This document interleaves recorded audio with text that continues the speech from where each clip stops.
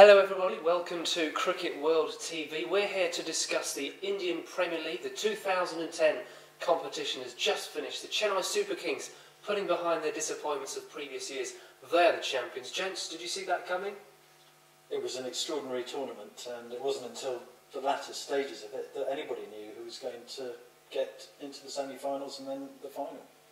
No, in a word, John, I think the Mumbai Indians were the much fancied team and just fell at the last hurdle really, but well into Chennai. I think it's a brilliant win for them and good for cricket, as they say. Absolutely, the IPL has brought us so many innovations. It's an innovation in itself, and I think you want to talk about an innovation in particular, a particular sort of bat that really has come to the fore. Yeah, I think the tournament was exceptional for a number of reasons. Technologically, with the TV coverage, there were some innovations using Snicko and referring, and that was all really good for the game and useful for the umpires, and also the commentators talking to the umpires. I thought that was quite good because, you know, they put it in context. They were really relaxed, they got on well with the players, and they used, I think, the technology pretty well.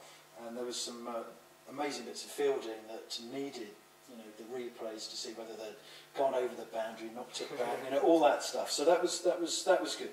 On the playing side, yes, the mongoose bat. Amazing innovation. We managed to talk to the inventor, or the person who'd come up with the new little bat, as it were, but with a big sweet spot. It does look like a paddle, doesn't it? You know, I think it wouldn't be out of first source if you were just down the river. It's extraordinary in the technology behind it, where it has no splice as far as actually up the handle. And as you say, I mean, it's just a sweet spot. And I think Matthew Hayden was the one that of the Chennai Super Kings who use it to best effect, and it really is something. Absolutely. I mean, I was lucky enough to see him use it first, and he scored a quick-fire 63 when he first called for it after using the normal traditional style of mongoose bat. He then went for the shorter one. As the tournament progressed, I don't think Andrew Simons used it. He used the traditional. But I think it may have a place in the future.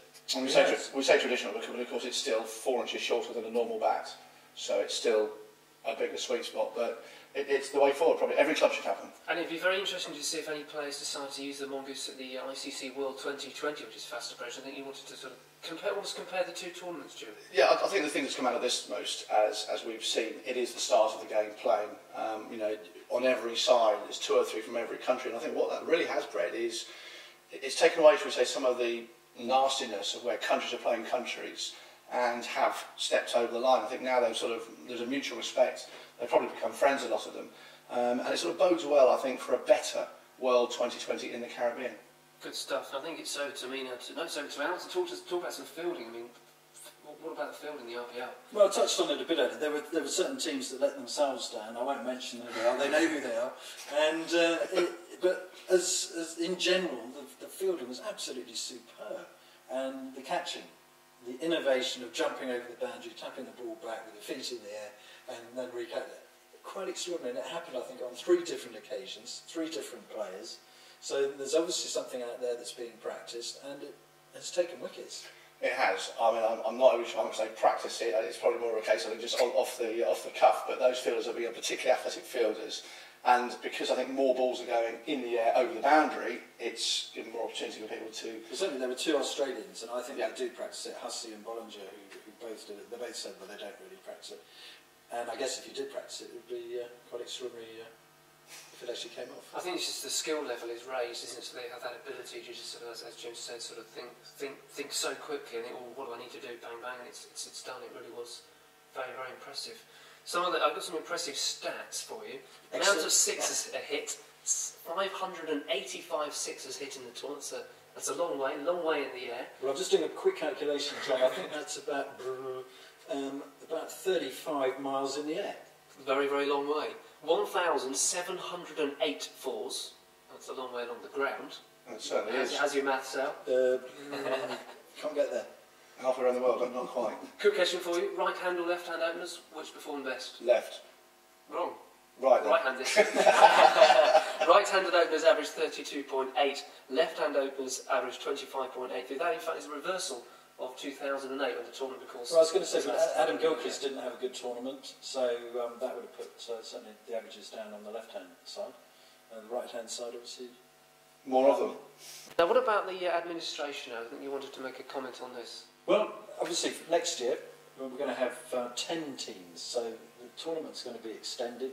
There was a lot of cricket this year, and getting that all fitted into the year's scheduling is going to be quite a feat. I think administratively it seemed to go pretty well. There weren't any sort of excitements or too many. I think there was one change in the fixtures towards the end of the tournament because of a little bit of unrest in Bangalore.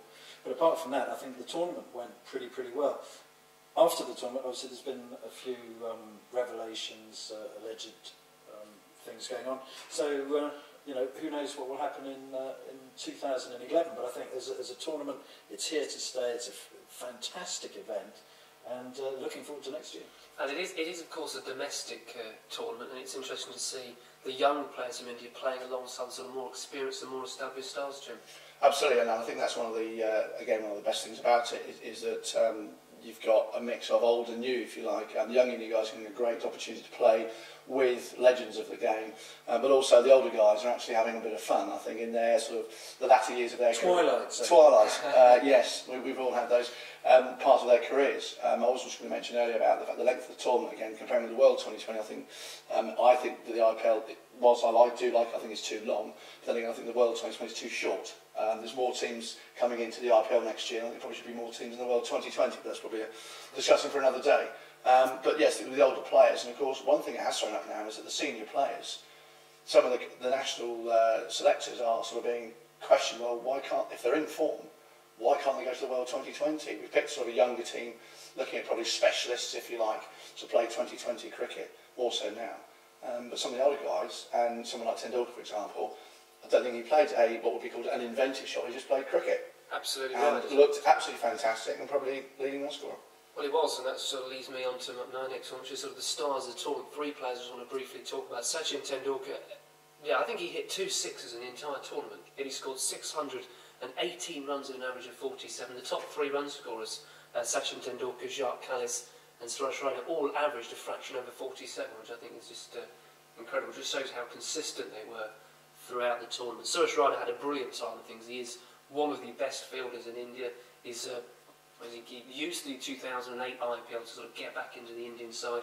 Hasn't looked back, played a brilliant innings in the final, took a wicket, took a brilliant diving catch, and he really did perform on the big stage. A couple of bowlers I want to pick out as well. Praganoja, the leading wicket taker, 21 wickets, economy rate 7.29. Adam Kumble, one of the players you might have mentioned when you looked at sort of players perhaps in the twilight of their careers, obviously no longer plays international cricket. 17 wickets, economy rate 6.42. Now that is just really impressive. Well, it's quite interesting this tournament to see that the spin bowlers were back in there and firing. Well, originally when 2020 cricket came to the fore, the spin bowlers, I think, were picked on.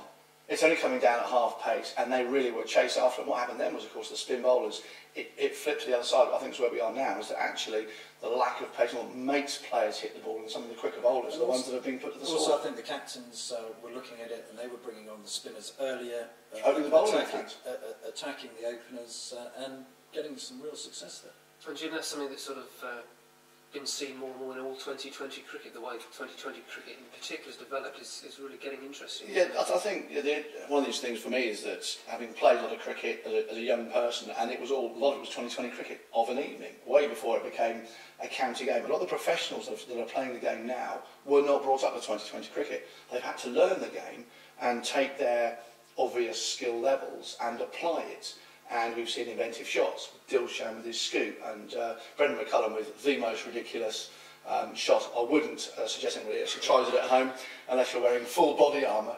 But making it a 360 degree, where do you put your fielders? And I think what it has done is make people sit up and note, watch the game, all forms of cricket. And I think with good management, it can help take the game of cricket forward. Well, globally, maybe abroad. Or even on the planet, who knows? Well, looking ahead, what lies in store now for the IPL, Al? I think it's going to be really interesting. As I said earlier, there's 10 teams for next year. It's going to be a longer tournament. I hope it will involve all countries playing it, which includes Pakistan players in it. So, yeah, onwards and upwards.